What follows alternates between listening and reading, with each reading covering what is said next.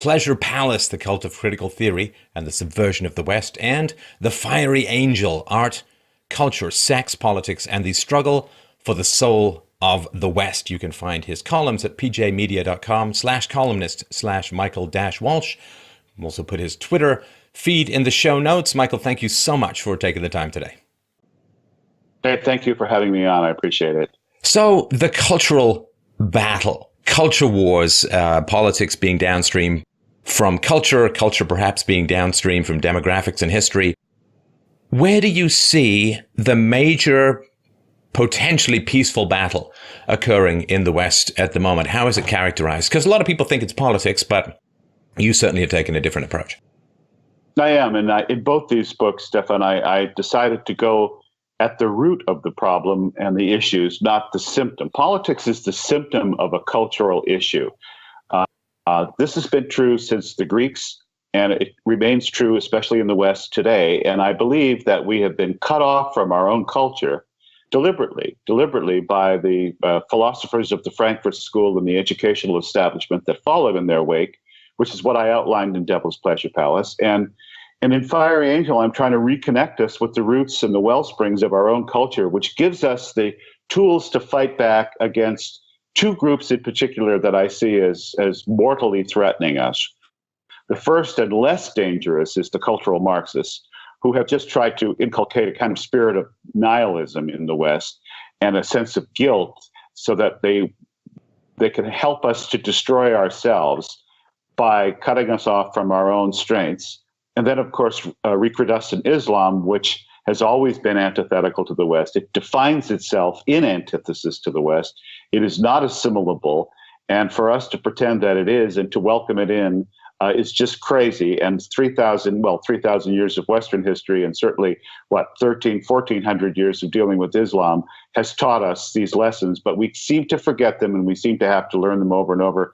So that was the purpose of these two books, to show you the problem and then connect you back to the solution. Statism seems to be grimly cyclical amnesia and self-destruction. So let's go to the deep roots of this. I mean, we could certainly start talking about the 1930s, but in your book, of course, you go a lot further back and further deep. Let's start from medievalism onwards, and feel free to take your time and explore the nooks and crannies so people can get a sense of how we got here. Because if we don't understand the momentum, then we won't understand how much struggle is needed to turn something. You know, the bigger the rolling boulder, the more strength is needed to change its course. That's correct. Well, especially in this latter book, in The Fiery Angel, I spent a great deal of time taking us from the Greeks to the modern times via the Middle Ages. And this is a crucial step. I'm now, for reasons late in life, very obsessed by the historians of the Roman Empire. So I've read Livy and I've read Tacitus. And of course, I read Virgil and the Aeneid, which is a quasi-historical epic poem, in order to ground myself in our own political origins and to see if there are lessons that we can learn from that. And in fact, we can. And one of the things I think people forget about the Romans, because we really only know the cartoon versions of the Romans, is that while the Roman Empire in the West fell in the middle of the 5th century, it lasted in the East for another 1,000 years. 1,000 years. It's an unimaginable amount of time to us in America, which is only a couple of hundred years old.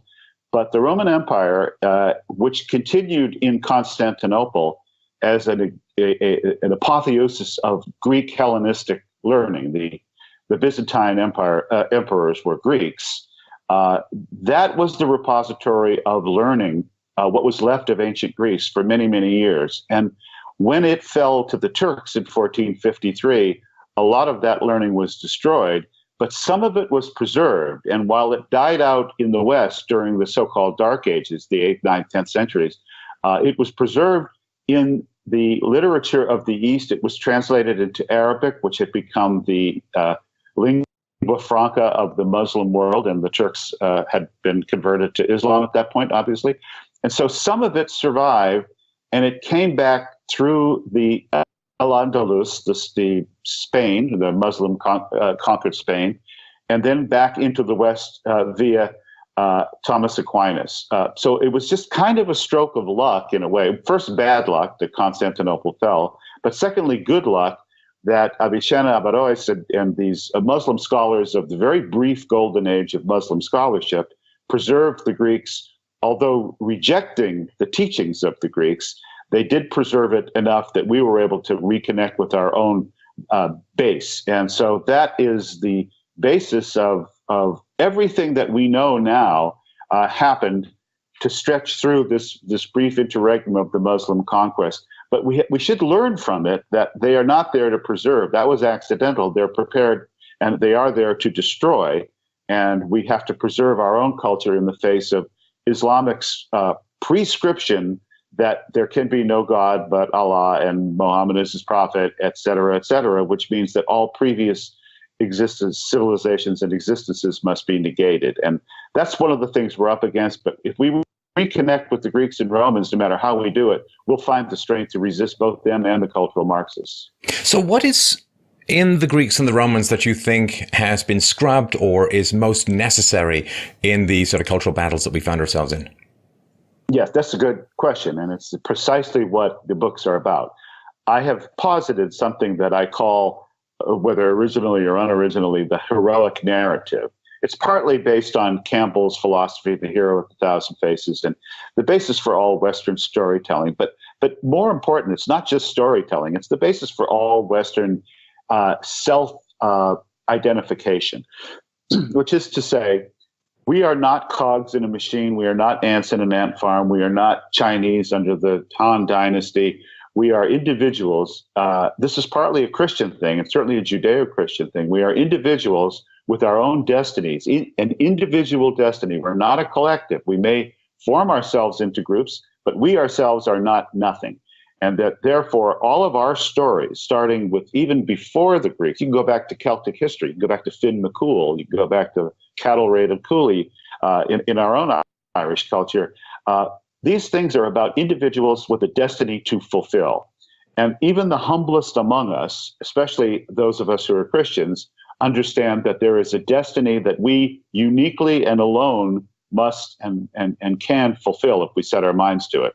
So I think the notion of individualism, which then comes and is reflected in the religions that grow out of the heroic narrative, is what separates the West from the East.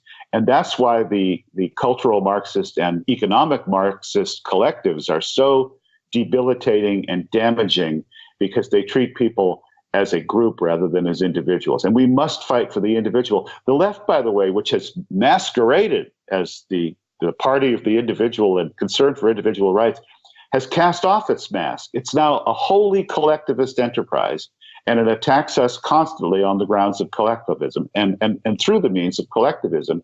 And yet it's individuals like you and me and a handful of other people in cyberspace, on Twitter and writing and on blogs, and I still work for some of the mainstream media outlets as well. We have to defend individualism. I never thought I'd get to the point where the left would actually abjure the Constitution of the United States, but they have. They don't like the First Amendment. They don't like the Second Amendment. They probably don't like the Third Amendment. They'd like to have police quartered at all of our houses, I'm sure, if they were given their druthers. They don't like the Fourth Amendment. They don't really like the Fifth Amendment unless they're using it. They certainly don't like the Ninth and 10th Amendment. So we're up against a mortal enemy here, and we have to treat them as such. Big fans of the 19th, though.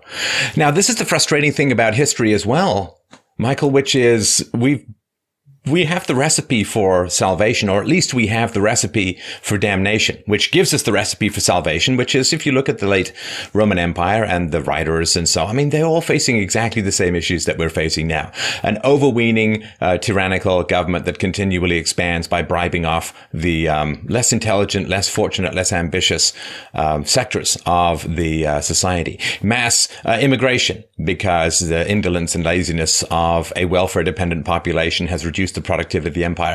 Debasement of the currency, massive national debts, attacks upon the family, free and easy divorce. I mean, all of this has been done before. Like, history is just the same damn story, but with different costumes.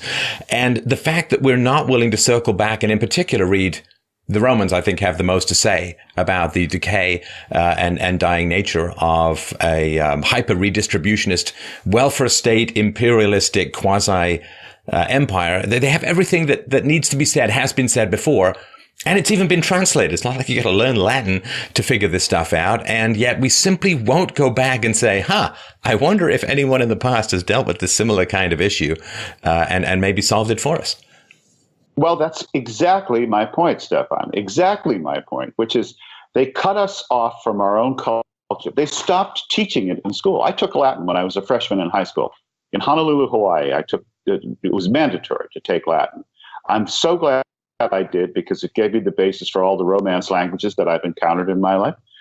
It also connects us with the wellsprings of our history. If you go back to, say, Livy, who was writing about pre-imperial, pre-republican Rome, he's talking about Rome under the kings, and then how the Romans threw off the kings and established the republic. He's constantly writing about the problems between the elites, between the aristocracy and the people. So the aristocracy, the elites have their consuls, the people have their tribunes, and that's this yin and yang of Roman republican democracy obsessed Livy. By the time you get to Tacitus, who's writing past Tiberius and past Nero, actually, he has the chance to overlook the first 5 emperors, starting with Augustus. He has nothing good to say about any of them, and he reflects on how Roman society corrupted itself through fear of the absolute dictator, and how republicanism, although it was constantly being touted as coming back, never came back. So these are the two extremes that we have to go back and forth between. But your point is correct, and it's the point I make in The Fiery Angel. We've already been there, we've already done it, and we know exactly what the problem is. Now let's learn from it. But if you've cut off your youth from the past, they're going to start thinking that this is never, we know how youth is. Everything's brand new. Everything happened yesterday, the day they were born. And so they're going to look for silly solutions elsewhere, and they're going to be very susceptible to the siren song of nihilism and Islamism, which promises them a completely unified field theory of everything with no thought required. So democracy, republican democracy, is dangerous. It's difficult. It's hard. It requires an informed electorate. And our founding fathers were quite clear about that. And yet, what have we done? We don't make them read about it anymore. So no wonder we have the problems we have. It's a funny thing, too, Michael. I remember when I first started taking philosophy in university, these figures were handed to me as, elevated, refined intellectuals who wrestled with the problems of humanity and morality and politics and so on. And I remember, and you quote this Paul Johnson's great book, Intellectuals, in your book, in The Devil's Pleasure Palace. And it was a real eye-opener to me. And Paul Johnson's basic thesis was, we had these people who said, well, we're the new moralists. We can replace the priests. And I said, okay, well, how good were they as people, since they claim to want to replace the priests as the moralists of mankind? And I mean, almost end to end, they were just appalling messes of selfishness and neurosis and hypochondria and egotism and viciousness and vanity and all that. And particularly, maybe we can start with Rousseau in this area, because of course you first hear about Rousseau. It's the noble savage. It's the gentle education of children and all of this. And then you sort of pierce through the language which people use to describe themselves, which is, like the selfie on Tinder. It's got no relation, may not represent the actual person involved. And when you learn about Rousseau and the hideousness of his personality, his character, his choices, his abandonment of children to almost certain death in orphanages, not even bothering to name them, his use of his longtime, his affair mistress, who he said he just used for her body, cared nothing for her person, and so on. The hideous nature of these people should be kind of a clue. Like it's the same thing with Marx, it's the same thing, Simone de Beauvoir. And I think it was Sartre who signed a proclamation saying that pedophilia should be legalized. It's like they're not even being very subtle. I mean, you got Alinsky, he's dedicating his book to Satan. I mean, it's not like there's no sleight of hand here. It's like, hey, which hand is the card in? It's like, well, the hands are right open. There's nothing up the sleeve. They're right up front. And even though people are screaming in her face, we're terrible human beings. We have no values. We hate life. People are like, I really think they have a lot to teach us. And it just drives me crazy. It's like the woman who dates the guy who's got a big swastika tattooed on his forehead. He's got no neck. He's carrying 12 heads in a body bag. And she's like, well, I don't know. There was no sign that anything was amiss. And it's like, it drives me crazy. No, they come to us strangely naked, Yeah. and yet we won't see who they are. Rousseau's a good example, and I was thinking about Rousseau this week, in fact, because it's now 50 years ago. Is that right? Yes, 50 years ago this week that the Revolution of 1968 happened. Mm. And the French students were in the streets. I was a freshman in college that year, in the spring of 68. And I remember my French teacher, a wonderful guy who just couldn't quite get French into my head at that age, but I tried. He turned to us at one point during all the student uprisings that took down de Gaulle. And there was, of course, 1968 was a very busy year here in the United States, too, as you may recall. I would say it's the worst year in American history. Our French teacher looked at us and he said,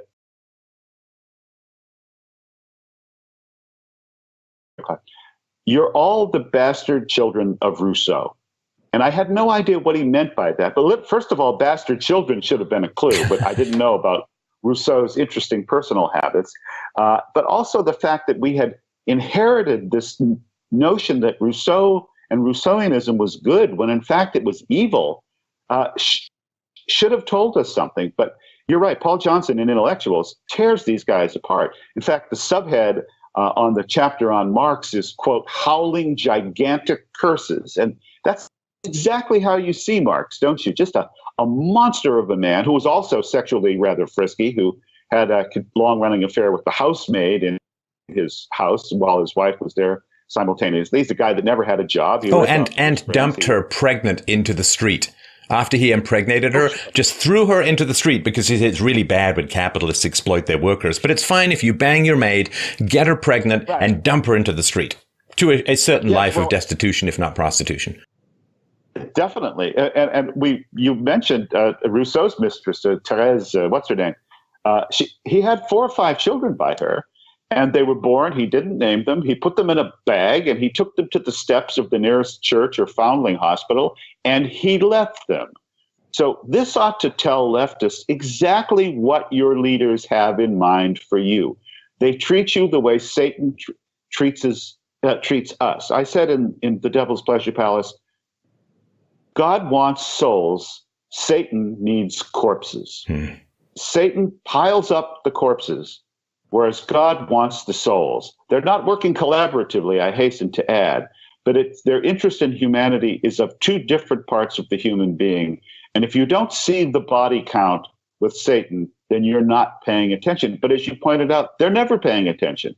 They think Rousseau's great. They think Marx is great. They think Bernie Sanders is great. They think Hillary Clinton is great. These people are as monstrous as they come, and yet no one will call them out on it, because they're so well protected by the people who invested in not seeing the emperor's new clothes. Well, and this is something I was thinking about while I was reading through your books, which I thought about when I was a kid and then received my Christian education.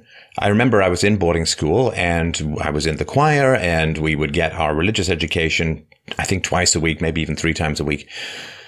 And I remember we did have a young priest who came in. And he was entertaining and a good communicator, but there seemed to be a trivialization of the devil. And I remember very clearly, I think I was about 6 years old, and he stood up in front of the congregation, I guess the kids for the most part, and he was saying, and God threw the devil into a big lake and then put up a sign saying no fishing. And I remember we all kind of tittered at that, like it was kind of a funny way to describe it.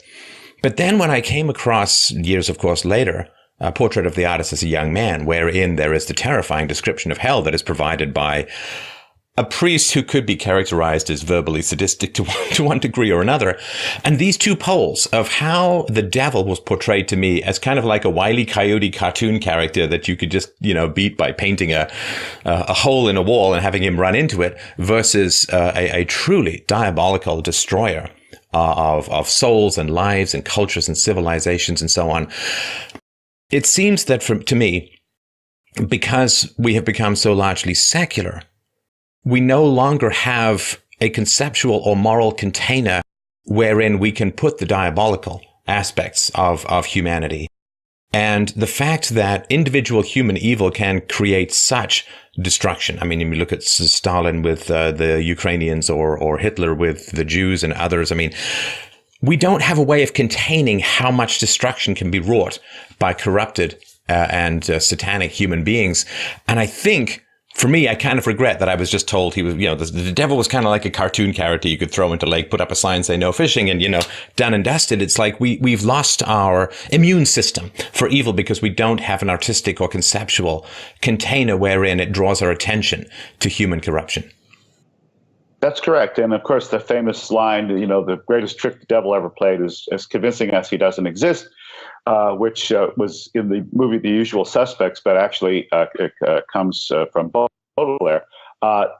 That's the truth. And the fact is, we don't want to admit the devil. But, and here's the but, and this is the whole point of the Fiery Angel, our artists deal with the devil in humanity all the time. That is the great subject of Western art.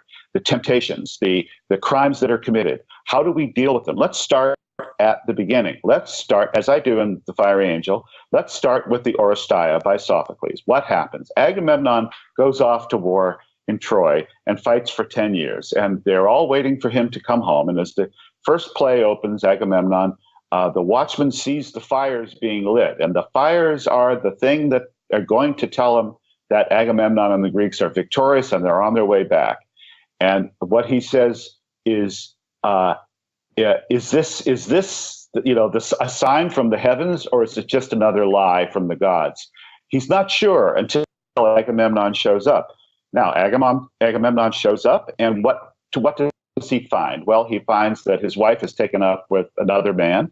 Agamemnon himself brings home Cassandra as his mistress, the great prophetess Cassandra, who people hated not because she was so down, but because she was never wrong. She's always right. That's why they hated Cassandra.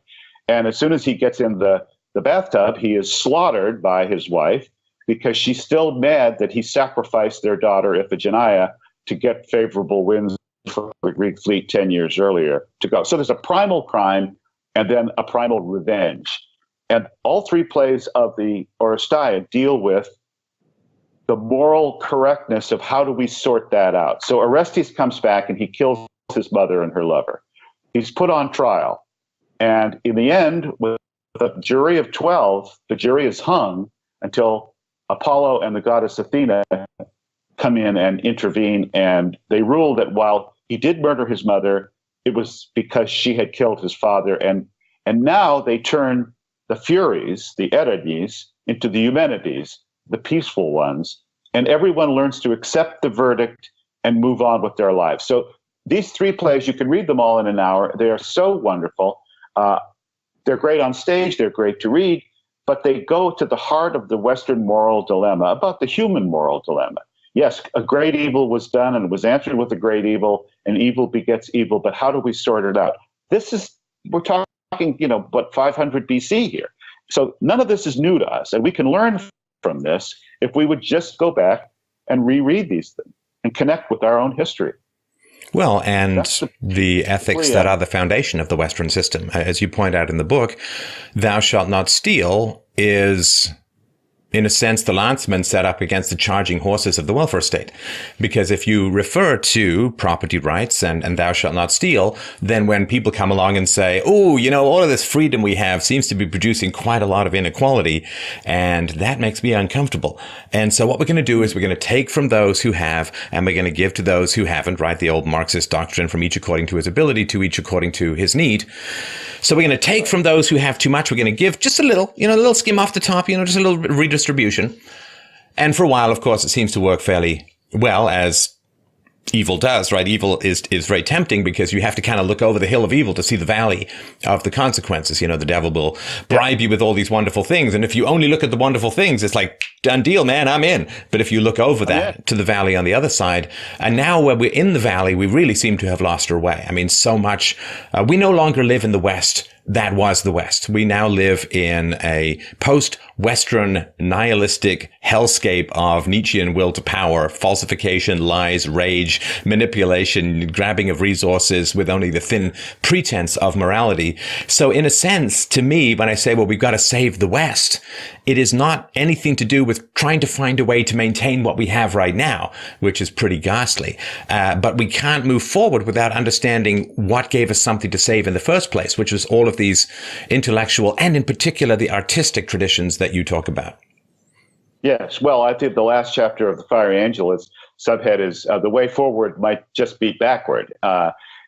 Look, there's a passage in the Bible that speaks to just what you were saying. And when I quote the Bible, as I do a lot in The Devil's Pleasure Palace, I'm quoting it as a literary work. I don't want to get into religious test arguments about whether Christ was the Son of God, et cetera, et cetera. I just want to talk about the story that we have. And in the story, the hero, who, by the way, doesn't know he's the hero until later in his life, who has to learn to accept it, and even at the moment of his death cries out, "Why are you doing this to me? Why are you not listening to me? Help!" And only achieves his apotheosis at the very last moment, the last frame of the movie, practically. Well, there's a passage in the Bible where the hero, Jesus, goes up on top of a mountain with the devil, who says to him, "Have a look at this." And this is your valley metaphor. This, I will give you this entire thing. And this, the whole world, the world is not enough, right? The world is yours. That's the running tagline in the movie Scarface. Both versions of the movie Scarface, we see an ad that says, the world is yours. And Jesus says no, because the price of it is Jesus to worship Satan, and he won't do that. But the point that you've made, I make in this book, and others make, is the devil comes to us not as Satan with claws and hooves and breathing fire. He comes in the form that you most love and you most trust. It's the classic story of the traitor. The traitor is the guy, your best friend, who comes up behind you and stabs you in the back. So youth is very susceptible to this, and the devil always comes using your own goodness against you in order to seduce, corrupt, and eventually kill you. And that's why the mountains of corpses are down in that valley. Everyone steps off that cliff and down they go. Well, and I think this is, however we want to characterize these two poles, well, I shouldn't speak for you, but however I would characterize them, as Darwin versus Jesus or Darwin versus Socrates, or because the question is the devil comes along to you and says, I can give you the entire world. If you live in a Darwinian, mammalian universe, yeah. I mean, that is more resources for your offspring. That's more resources for your progeny. That is getting to the top of the food chain. So why not? Why not take the world if the world is all there is? Now, Jesus would say heaven. Socrates would say virtue. Aristotle would say eudaimonia, or the good life. There has to be something that pushes back against the mere material will to power. Because in a Darwinian universe alone, you look at someone like Che Guevara, or you look at someone like Lenin, or you look at someone like Stalin, who started out his career as a bank robber and probably would have ended up in jail, but instead ended up ruling over 200 million people just in the Soviet Union alone. How do you look at those people and say, well, you did wrong. You see, you took power, and that's bad. Or I look at people like George Bush or Barack Obama. In a free society, I don't know, they'd be kind of like two-bit hustlers, maybe used car salesmen, maybe run a bit of a Ponzi scheme or something, but they wouldn't have gathered the massive amount of resources. Or the Clintons, of course, the first satanic couple in a way, who gather hundreds of millions of dollars of resources through, selling off scraps of freedom and resources and so on. How do you say no to people who've gathered that many resources? Now, of course, Christianity has the answer. What is the point of gaining the whole world if you lose your soul? And so there's a way to push back against the Darwinian aggregation of resources that characterize evolution. You get the most resources, you get the most offspring, you win. And how do we push back against that in the absence of a philosophy that people find meaningful or a religious instruction that they find compelling? That, to me, has been one of the big, what the 20th century was kind of all about. Yes, well, we can't push back absent those. So that's the answer to that question. Does this mean we need a reinstitution of Christianity? Partly, certainly of the moral code of Christianity and Judeo-Christianity. Yes, we do, because we have to be able to answer Gordon Gekko, the evil villain of Wall Street. We have to be able to answer Darwin, that's, as Barack Obama said, at some point you've made enough money. I mean, in a way, we have to be able to answer that with goodness and with the innate sense of justice and right and wrong. And again, these are concepts the left corrupts constantly by saying, how can you let this one person suffer? Well, Ireland's just gone through this, as you know, and in a country we both share roots in. They just voted to remove the Eighth Amendment from the Constitution, which guaranteed the protection of the life of the unborn. So now it'll be up to the Irish Parliament, which is almost wholly a left-wing organization, to define how many weeks it will be permissible for a woman to abort her child.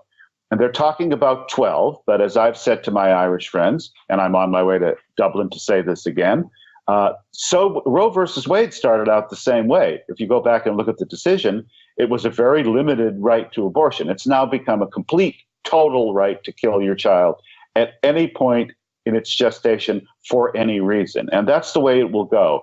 Satan cannot be satisfied with partial measures. He has to take the whole body, because he can't have the soul. So that's but we have to have a moral argument against that. And the moral argument is, yes, it's wrong. It's just wrong that there is, if you believe in an afterlife, then it's not worth gaining the whole world if you lose your soul. Certainly not for whales, as they say in A Man for All Seasons. But we've taught our kids that only fools think this way, and that therefore the world is a corrupt dog-eat-dog place where if you don't shiv your buddy, then you've somehow let the team down. And the Clintons were the worst example of this. And there's a reason why, and I wrote this many times, most famously at the request of John F. Kennedy Jr., when he was alive and he was editing George magazine. And he knew that I was writing a book about the great Irish gangster Owen Vincent Madden, Oni Madden of New York City. And he said, Madden died in Hot Springs, Arkansas, and I spent a lot of time in Hot Springs, Arkansas, and he asked me to write a book about Clinton's connection to Oni Madden in Hot Springs. Oni Madden retired from gangland in 1935, the day after Dutch Schultz was murdered at the Palace Chop House in Newark, New Jersey, and he went to Hot Springs, which he took over for the next 30 years and ran as a gangland fiefdom. And one of his proteges was William Jefferson Blythe, Southern Club and Grill, and I have Clinton's friends from Hot Springs telling me all about it. I talked with the lawyer, I talked with everybody in Hot Springs, and absorbed not crime, but the lessons that the tough guys win. The guys that are willing to cut corners win.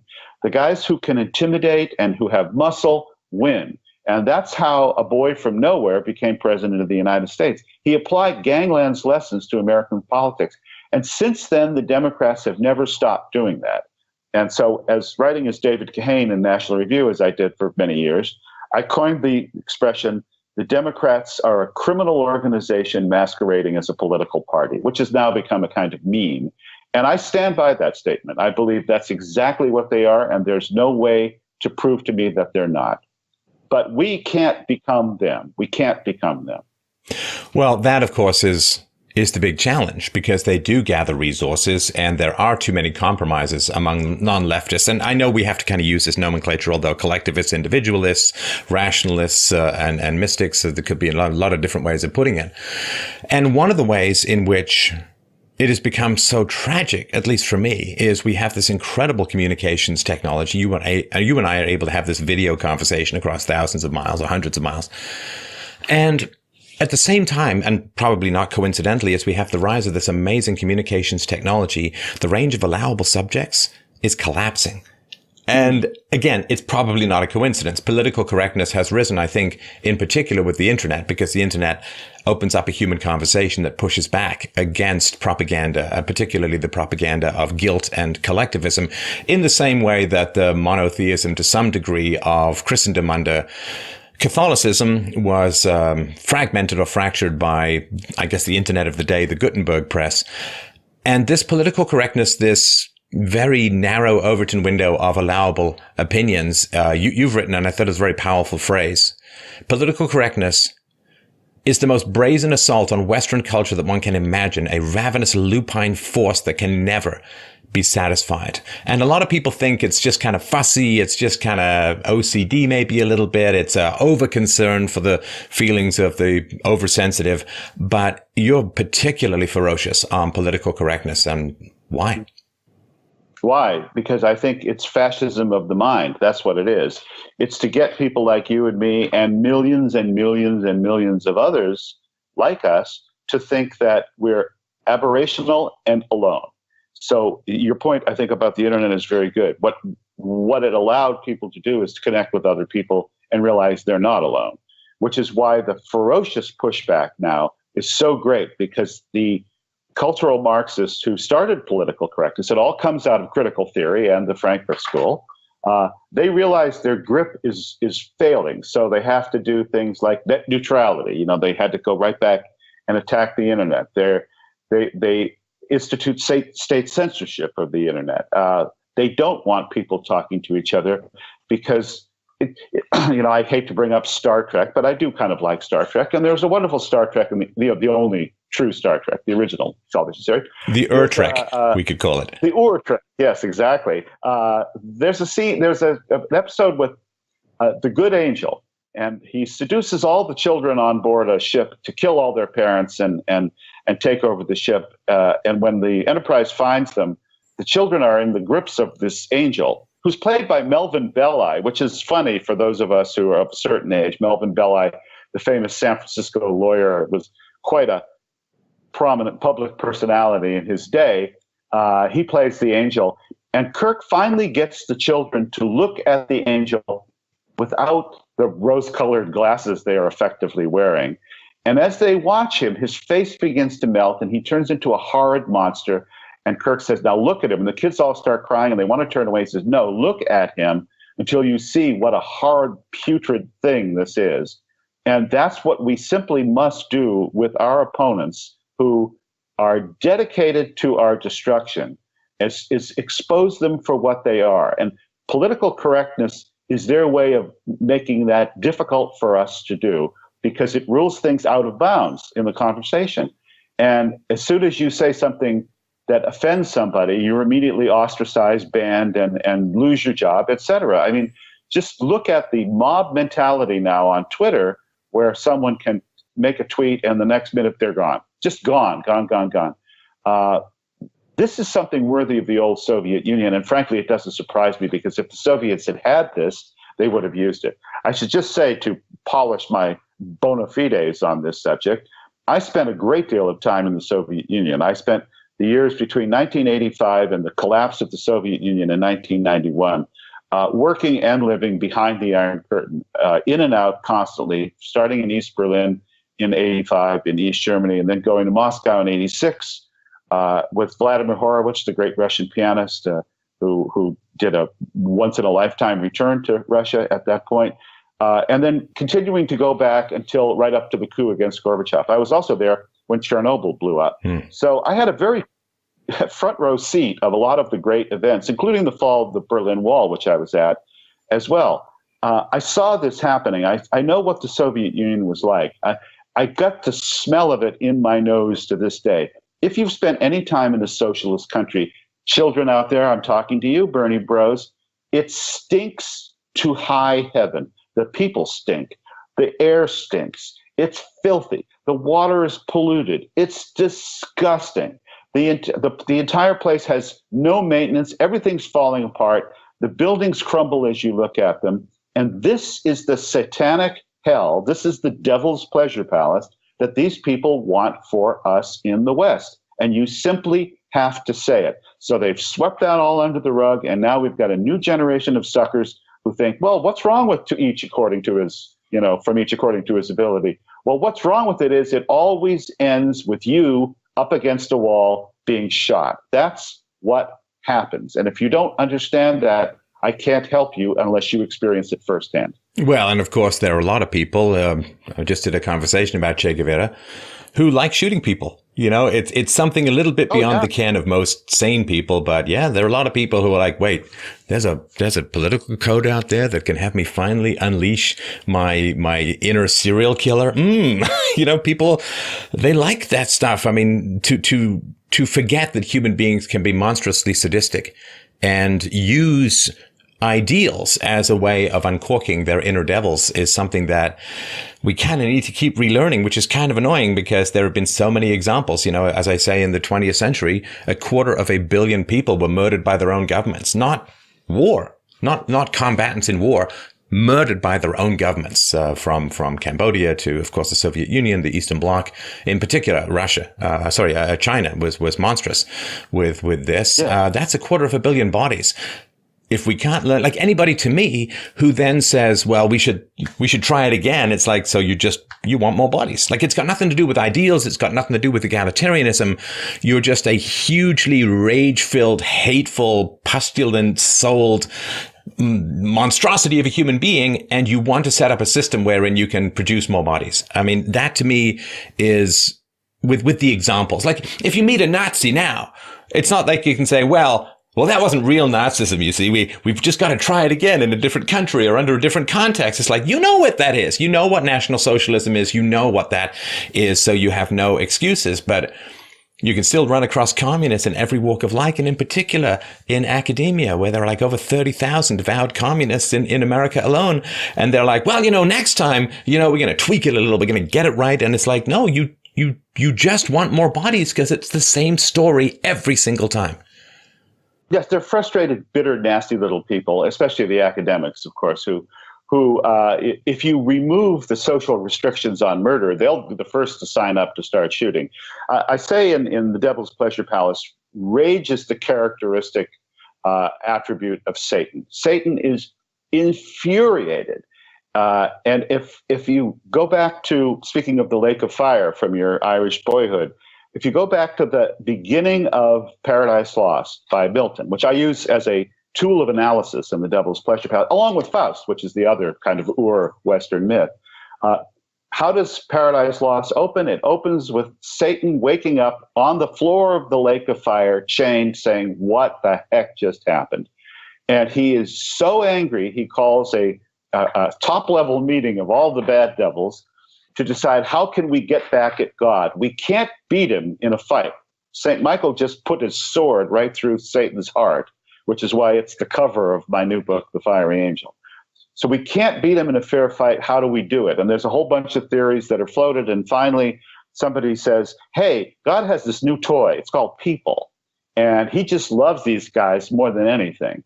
And he's created them to serve him and just be the bee's knees, the cat's meow. And so Satan says, aha, that's the way we're going to get him.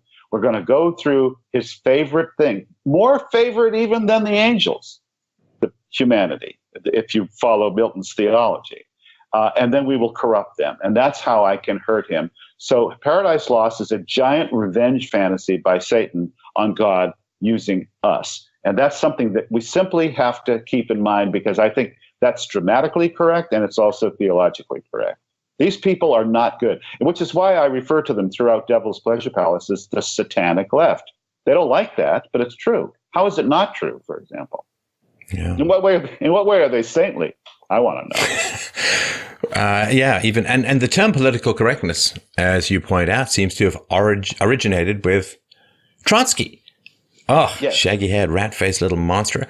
And he was trying to describe these early Bolsheviks who, you know, the correct mode of communist expression under the Soviet political thought regime was constantly changing, and you had to navigate with the wind. You know, the people think that a tyranny is iron, unjust laws. No, tyranny fundamentally is a system with obscene punishments and no laws. It's a whim-based system. It's simple. Precisely. It's whimsical. Yes. And so this idea of political correctness was, what slogans do I need to mouth to not end up with an ice pick through my forehead today? That is how it started. And again, when you look at the etymology of these phrases, like political correctness started with Trotsky to describe how not to get killed in a psychopathic pseudo-revolution that was a mass murder fantasy disguised as a political ideology. that should give you a bit of a clue as, again, they're not hiding. That's the amazing thing. I'm evil. I want, like they just say all of this stuff and people are like, let's rebrand it just a little bit, obscure it just a little bit, and everything will be fine. Well, there's a wonderful portrait of Nero in a book that no one reads anymore, but I happened to see the movie. The nuns brought a projector into the classroom sometime in the late 50s, early 60s, and showed this movie called Quo Vadis, which turns out to be a very long novel by a Polish writer.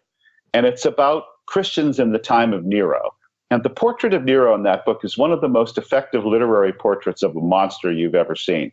And it's not that Nero is sadistic and violent.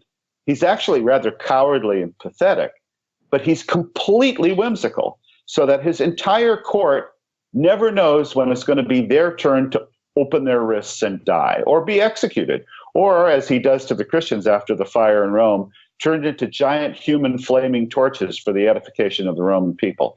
It's the frivolity of it that's truly evil. It's not so much the physical abuse, torture, and murder.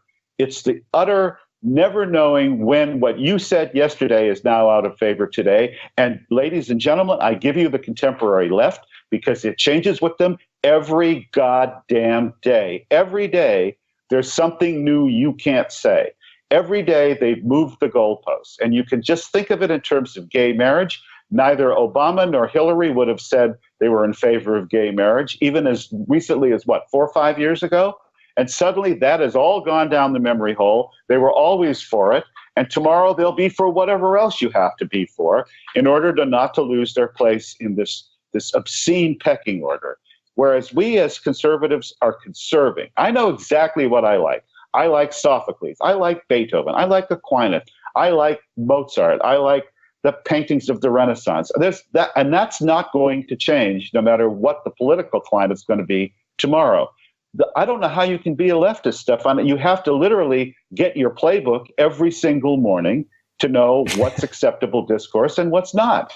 No, you see, Michael, I hate to school you on this, but it's from your own book.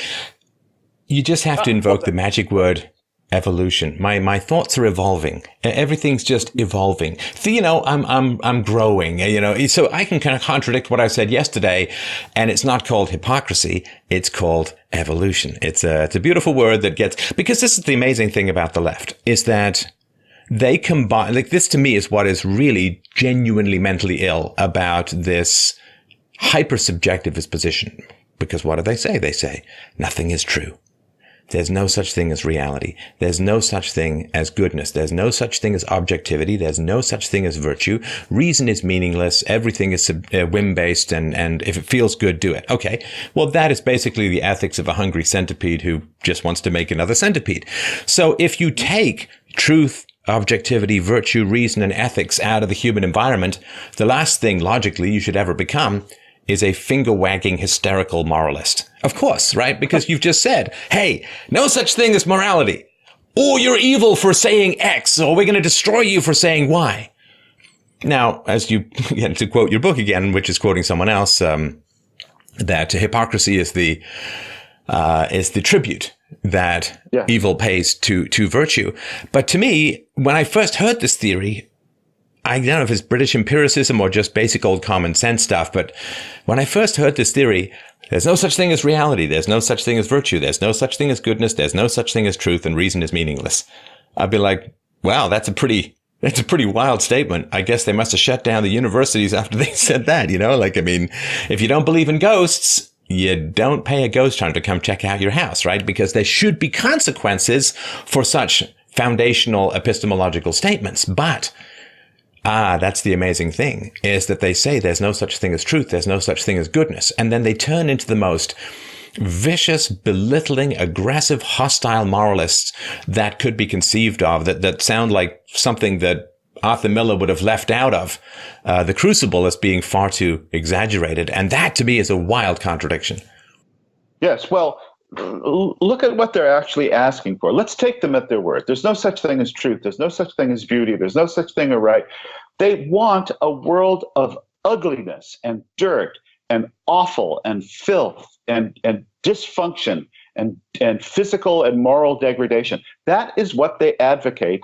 They just say something different even as they're advocating it. We have to teach our children to listen to what they're really, really saying.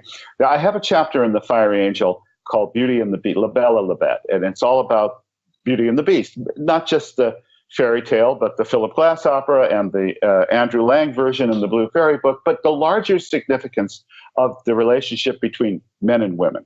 And I without quoting the four-letter word, which has suddenly become quite voguish in the last 48 hours, I say that the left, to them, you strip away Belle, beauty, you strip away her feminine attributes, her beautiful clothes, and all they see beneath that is the blank of a trollop. That's what they see. And they say beneath all the beauty and the hair and the makeup and the skin were just guts and awful and blood, and that's who we really are. And everyone can be reduced to the level of their genitalia. You notice how the left is obsessed with genitalia. That's all they can talk about. And frankly, one of the things that we have to keep pointing out is when they talk about freedom, they only mean sexual freedom, sexual license. Sexual license obsesses them, and any kind of expansion of it is a good thing. So they, cast off your tired old morality, blah, blah, blah. They want to keep, exactly as Satan would, they want to keep pushing the boundaries of human sexuality to the point where it becomes lethal, as in AIDS, where it becomes societally destabilizing, as with abortion. And the next thing you know, your country is collapsing and you don't know why, because after all, don't we feel good? Oh, I'm so proud of the Irish now. Now that they can kill their children, they're going to import people because they don't have enough people to support Ireland. The new Taoiseach in Ireland, who, by the way, is gay and half Indian, who is so not Irish, it's almost beyond belief. He makes Eamon de Valera look like the absolute 100% Paddy. He is now advocating a new thing for Ireland 2040, in which the government is going to bring in 2 million non-Irish into Ireland. Now, wait, would those 2 million be composed, say, of whites fleeing South Africa, or is it, in general, the third world pipeline? I suspect they'll come from India, which is where Leo's father came from, right, or from Afghanistan, or from the Muslim world. Because, you know why, Stefan? Because Ireland's not having enough babies. At the same time, they're advocating abortion on demand, essentially. So if this is not a satanic bargain, I don't know what is. Oh, this is, sorry to interrupt, but this is something I've mentioned on the show before, which is one of the vastly ugliest bait and switches in the history of humanity. Was when I was growing up and when you were growing up too, there was zero population growth. Don't have too many children because it's bad for the environment. And then it's like, psych, you didn't have enough kids. Let's bring the third world in here and have them sit on your welfare dollar for the most part. And it's like, oh man, that's really quite a mind frack. And going to be a little bit tough to recover from. But of course, there is this requirement to pay for the retirement benefits of people who voted in a bunch of free spending, big promising, empty suited politicians saying, oh yeah, you will tax you and we'll borrow money and we'll print money. And now there's not going to be enough money for your retirement. Importing people from the third world ain't going to pay for the retirement. It's actually just going to crash the system even further. But of course, it's going to destabilize the system to the point where it's tough to ask people to make sacrifices in peacetime. But it seems to be inordinately easy to ask people to make sacrifices in wartime. I mean, before your day, before my day, but of course, you can read about it very easily, like all of the coupons and the rationing that occurred in England and other places in the Second World War. We had the little coupon for like 1 stick of butter a month kind of thing. And people were like, we're all pulling together to fight this battle. So, absolutely, we will see if we have any old scrap iron in the basement and we'll have our children drag it down to the local smelting yard to be turned into Spitfires and Hurricanes. People will take extraordinary sacrifices in a time of massive conflict, which they won't even dream of. And in fact, will burn down the public square if you ask them to take a tiny sacrifice in a time of peace. But during a time of war, you can cut people's pensions, you can cut people's health care, and then you can shame anyone who disagrees as being anti-patriotic and against the group. So if you import a lot of conflict, it's a way of evading that you can't pay your bills. Yes, well, the idea is to, this is the Madame Merkel, Frau Merkel in Germany. Her theory is the Germans have a word, one of my favorite German words, Kinderfeindlichkeit. It means hatred of children. It means they don't like children particularly. They don't want to see them in public. They do not want to see them in restaurants. I used to take my little girls, would go out to eat, and the Germans would lecture us, well, we don't bring the children into the restaurant, that kind of thing. So Germany is a country that's putting itself out of business. And as a result, Merkel needed to bring in 1 million non-Germans. Now, to the leftists, and of course, Merkel was raised in, where was she raised? Let me think. Oh, yes, East Germany, communist East Germany. She is, in fact, a product of communist East Germany, a country that I spent many, many, many, many, many happy months and years in. Her theory is, well, they'll be German. We'll Germanify them, and then there's no difference among us and the Afghan refugees that we're bringing in, and they're going to work happily to support these superannuated, childless Germans, starting with Madame Merkel, who has no children of her own, P.S., and neither, by the way, does anybody else running any of the European countries. Have you noticed it's almost an entirely childless aristocracy? Yeah, Theresa May as well, she's childless, if I remember rightly. May. Macron has no children. I don't think any of them has any children. So they're trying to sell the notion that Italy might be entirely filled with sub-Saharan Africans in 100 years, but it'll still be Italy. And if you say, as I do, it won't be Italy because there won't be any Italians in it anymore, they say racist. That's what we're up against. And we have to be very strong in standing up for the European nation state, which evolved for a reason. And that's one of the things I'm defending in The Fiery Angel as well. Oh, it is one of the great genius moves of the left was to tie immigration to particular races and therefore invent this verbal whip that they can hit anyone with who protests against immigration, because they now have said that immigration it should come ideally from India or Africa or other places where there are non-whites. And then, of course, if you say immigration, well, let's have a discussion about this. I'm not sure it's everything it's claimed to be, because they've tied it so directly to race. You can't ever talk about immigration because they can just scream racist at you and shut down the conversation.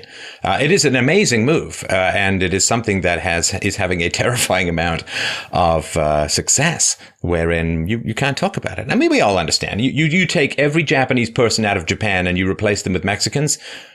Guess what? Not a lot of people are going to be eating at low tables sitting down. There won't be really any Shinto shrines except maybe as like little tourist attractions. If you take all the Japanese people out of Japan, you replace them with Mexicans, you have Mexico on an island. I mean, we all understand this. This is not that complicated. But of course, you have this wonderful word racist, which can be used now to lash anyone who questions the value of third world immigration. It is not an argument, but it is astonishingly successful. Yes, and what they've done is another diabolical aspect of this is they've used the American exceptional example. We in America are a country of diversity, literally speaking. We have learned over almost 300 years, even more since the colonies, how to assimilate new peoples, new groups, new experiences. We were not an ethnic nation state, and we aren't, and it's one of our strengths. Europe has no chance against this, none, zero. If Ireland 2040 takes place and Varadkar and his crew import 2 million non-Irishmen into a country the size of, New Jersey, and with a population the size of Brooklyn and Queens combined, it's not going to be Ireland anymore. And first they'll deny that, but if you scratch them, they'll say, well, that's exactly what we want, because we don't like Ireland. We didn't like Catholic Ireland. We didn't like the fact that it's truculent. We didn't like the fact that it exported people all over the world who became very successful in countries as disparate and different as Britain and the United States and Canada and New Zealand and Australia and everywhere else the wild geese fled. They want to wreck the countries that have been successful. They do. They just want to wreck them. And I would say, this is Cloward Piven on steroids. That was a tactic the left decided to use in the late 60s, early 70s. The theory was if you overwhelm the welfare system, all the social safety nets, you can break the country because you'll make it, as Alinsky says in one of his rules, make the enemy live up to his own book of rules, because you can kill them with this because they can't do it. So we will say, let's, for example, how many sub-Saharan Africans are there? There's something like 400 million, or however the number. Ireland can't take them all. You can't take them all. There's no room for them, and then it won't be Ireland anymore. It has nothing to do with racism. It has to do with history, culture, and geography. And yet it becomes a racist argument to say Ireland can't take all 1 billion Chinese, for example. Let's take Africans out of the equation. What if all the Chinese decide to move to Ireland? Where are you going to put them? And will it be Ireland anymore? These are questions that are worth arguing about. I keep insisting you cannot, and the press does this constantly, 2 Swedes arrested in terrible. Right, yes. Right. 2 Swedes arrested, Mohammed al-Aziz and Hafid al-Saleh. And you go, they're not Swedes. They're Arabs living in Sweden. Yes, but they have Swedish passports. I don't care. They're Arabs living in Sweden. That's what they are. They're not Swedes. And if they are, then that term no longer has any meaning. They don't. I think of Dolph Lundgren, and that's who I think of as a Swede. I don't think of Mohammed al-Aziz. Now, I know that there's a great focus on immigration, and I think there should be. I think very, very important questions to be asked. Whenever the left claims that they want diversity, I ask them then, why is there so little ideological diversity in newsrooms and college faculties and so on, which are overwhelmingly leftist? I mean, they're not interested in diversity in any way, shape, or form. They're interested in importing people that they can weaponize against their enemies domestically. It's possible. Yes. It's possible that this kind of immigration might work if there wasn't this constant leftist drumbeat of white privilege and, you're being treated badly because you're black or you're brown and the whites hate you. And it's one thing to say, okay, we're going to bring in a bunch of other races and cultures. It's another thing to say, and there's going to be this constant propagandistic drumbeat to turn them against the whites in the countries they're coming to. That makes it functionally impossible. And of course, I think that's basically the design. This goes back to one of the 1920s resolutions of the Communist Party, which was to weaponize non-whites against whites by claiming that all disparities of outcome were the result of racism and white privilege and so on. This has been going on for about 100 years, and that's why it's reached so far and so deep. But when it comes to the West as a whole, say, but in the 19th century, but there's no welfare state in the 19th century. And that makes a foundational and fundamental difference. The welfare state has done to demographics exactly what it did to the family, which is to wreck it in general. And the big challenge for Europe in particular, I would argue, is you can't fix immigration without giving up the welfare state. The welfare state is the big prize that everyone is coming to live off. If you are living in the Middle East and you can make it to Germany, you are going to make 10 times more for not working than you would make working in the Middle East. 10 times more. And you'll get a free computer, and you'll get free housing and free internet and free cell phone. And I mean, if you have that level of goodies, then people are just going to try and find a way there. And the way that you stop that is you could build high walls and people will, they have value for sure. I mean, Israel has shown that. But fundamentally, you're going to have to take away the honey that's bringing the flies, so to speak.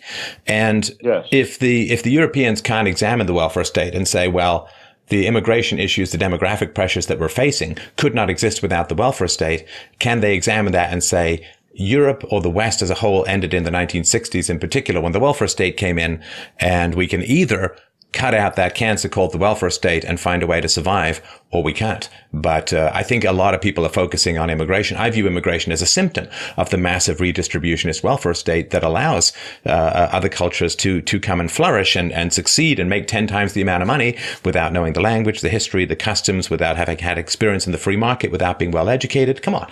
I mean, if you could go let's say you make $50,000 a year, if you could go someplace, sit on your butt all day and make $500,000 a year, well, that'd be pretty tempting for you now, wouldn't it? And you can't deal with immigration without dealing with the welfare state. But to deal with the welfare state, you have to ask women to make sacrifices. And historically, it's been the men who make sacrifices. And I'm not sure the women will be up even for the discussion, let alone the sacrifice. Yes. And I'd add one thing to that welfare state syllogism, which is the Europeans now are asking themselves, the Brits use this, homegrown British bombers named Mohammed and Ahmed. the generation that's born into it accepts the economic prize, which the parents went there to get, and doesn't care anymore. Now it's just hostile. So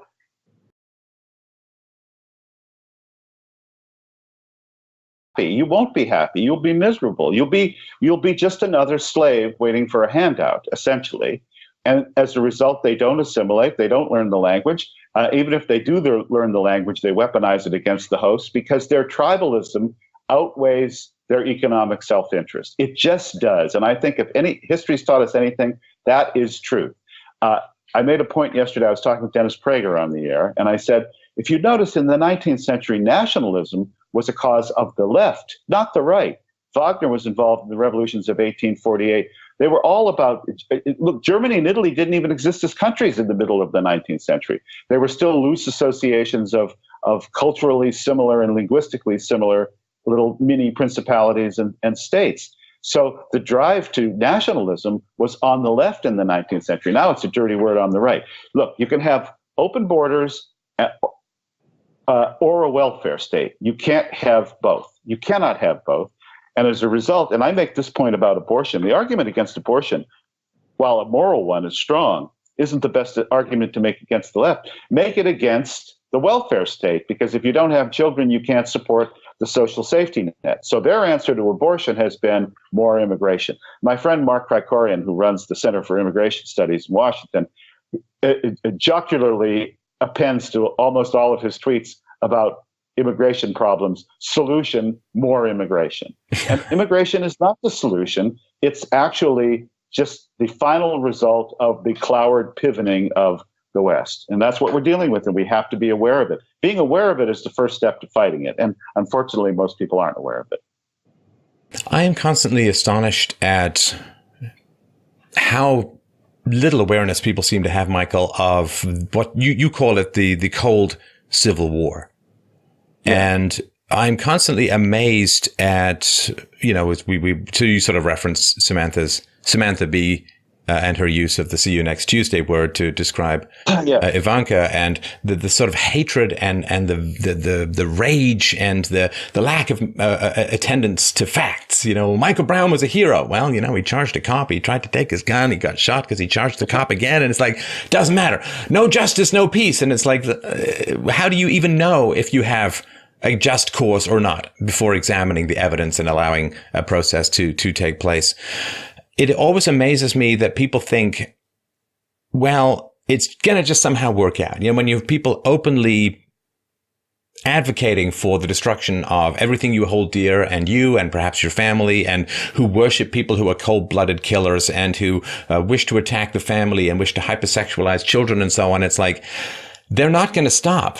They're not going to stop. Now, we are, fortunately, since I'm better at words than swordplay, we are still at a place where it is a language-based conflict, a cultural-based conflict. But I don't think, there's that meme, if you only knew how bad things were. There is a sort of cold-blooded, calculated attempt to destroy the West that is succeeding, I think, beyond the wildest dreams. I mean, how on earth do you take down a country that has a nuclear arsenal? Well, culturally, artistically, internally, through shame, through guilt, through fantasies of original sin like white privilege and so on, racially specific sins. And I don't think that people really get how bad things are and how bad they're going to get, because by the time the left erupts into its open violence phase, it's probably too late. Well, the left always goes to open violence. Let's face it. They always go to open violence. But the diabolical nature of these people cannot be overstated, and it offends them, and they go, how dare you say this, and how dare you posit that we would just want destruction. People ask me about this, especially after Devil's Pleasure Palace came out. They said, okay, so critical theory wants to question and tear down and destroy everything. What do they want to replace it with? And I say, nothing. Nothing is what they want to replace it with. They don't care. It's the act of destruction that motivates them and makes them happy. What happens after that can be sorted out, but the destruction is the most important thing. And we underestimate the animosity of our opponents, our ideological opponents. We are not both arguing for a better world, but different means of getting it. We are arguing for the preservation of the world, and they're arguing for the destruction of it. We have the easier defense, but we just don't make it because they have disallowed us to use our own culture in its own defense. It is by definition racist, a giant plot. I love this about the left, Stefan. They think that everything is a giant plot, that it's I call this the big meeting theory of history. At some point, all the cavemen in the world got together and said, we're going to oppress women from now until kingdom come. And guys, I want you to all swear a blood oath, and that's what we're going to do from now on, and that's just the way it is. And all the white people in Europe got together and said, we're going to oppose the other races of the world, even though we don't know that there are any, but in case there are, we will oppose them to our dying breath. And in fact, the world is, to use our term evolution, it's an evolutionary place. We have come into contact with each other. We have done exploration, development, social adjustments. The thing I hate about the left the most, having been born in 1949, so I watched this whole thing happen over the past 68 years, is the wedge they have driven between white Americans and black Americans is just appalling.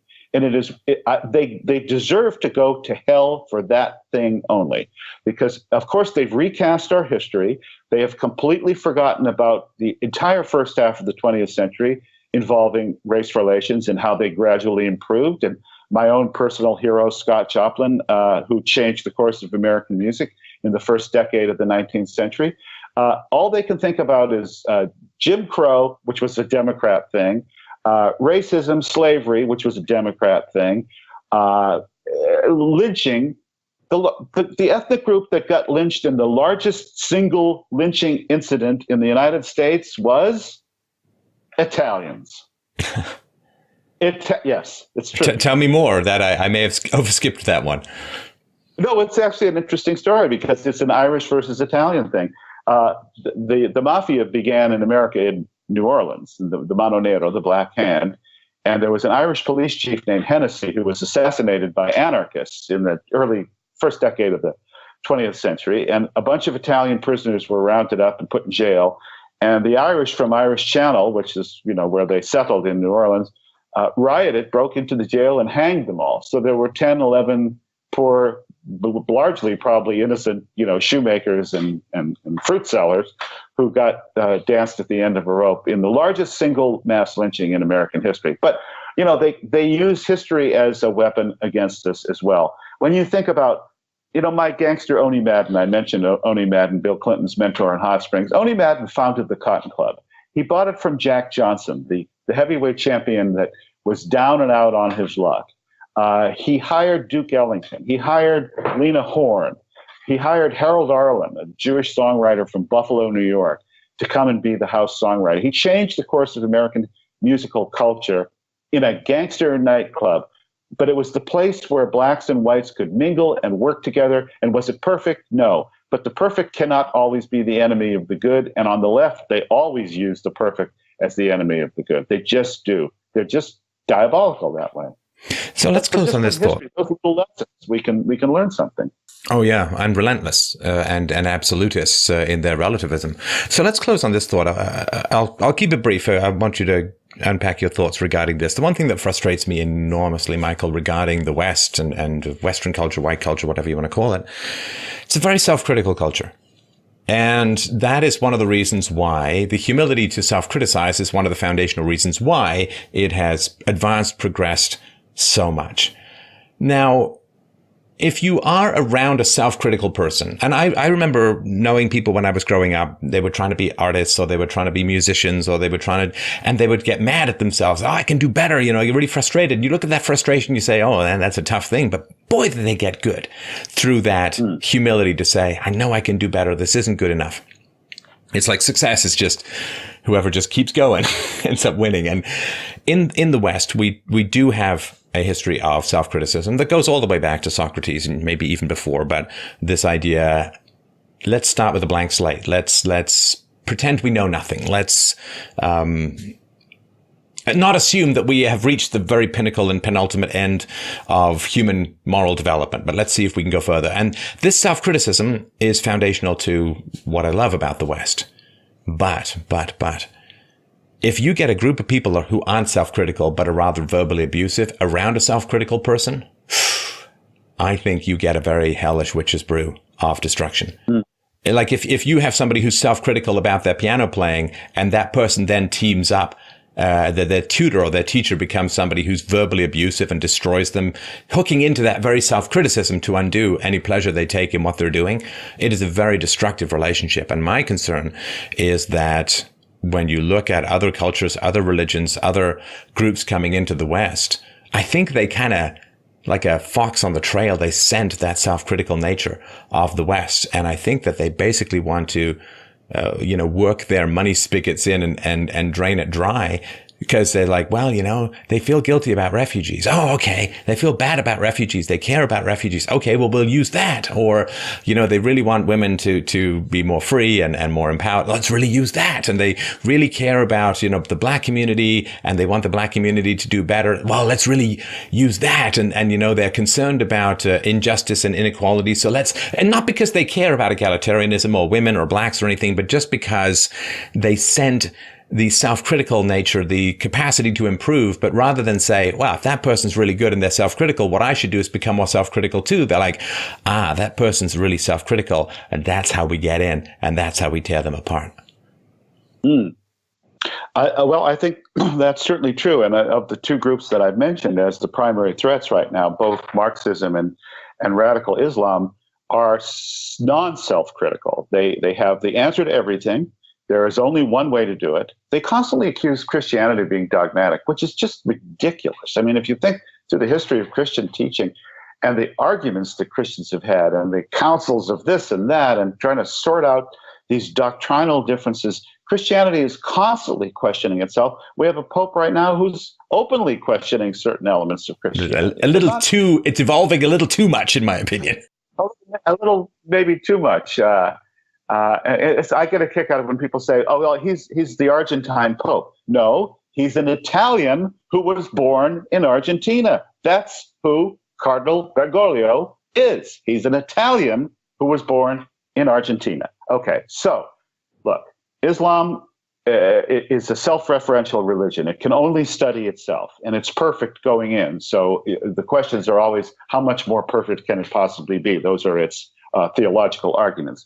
Marxism fails and fails and fails, as you've noticed time and again, but it just never was tried quite right, because doctrinally it's perfect. Marx was a genius, and the Frankfurt School was a collection of brilliant philosophers, etc. So you're right. If you get someone who's self-critical and you're surrounded by a pack of wolves, then it's very difficult. On the other hand, I can think of two things in particular, two works of art, An Officer and a Gentleman being one of them, in which Louis Gossett Jr. plays the drill sergeant and Richard Gere plays the naval officers training school. And Gossett wants to wash him out because he hates this kid. And he won't. And he tries to break him. And of course, at the end, they have a famous fight in the boxing ring, a martial arts fight. And Richard Gere manages to pass and become a commissioned officer in the United States Navy. And then Sergeant, I forget what the character's name is, the sergeant then has to salute him. And that is a great teacher. He tried to break a kid. But I always said this when I was teaching myself, I was much harder on my best students than I was on the kids who just for whom it was beyond them. There's no point in trying to hold them to some kind of high standard if they're not temperamentally or talent or capable of it or have the talent for it. So why feminists don't focus much on the theocracy in Saudi Arabia, say? Well, of course not. Yeah. So what you do is you go after the ones that have talent and you break them. You try to break them. You want to bust them down to buck private. And that's one thing the West does very, very efficiently. We have an entire Marine Corps structure that used to be based on it. But, now it's rude and it's this and it's that and there's disparate outcomes. And the West has always embraced evil. And I think this is a good point to close on, Stefan. And I do this in both the books. I talk about, what does Faust want? What does Faust want? People say, well, Faust wants to know everything. No. Faust already knows everything at the beginning. He has a big speech at the very beginning Faust Part 1, he says, I've studied everything, I've mastered everything, and here I stand, a fool, no wiser than I was before. So when Mephisto comes to Faust, he doesn't offer him knowledge.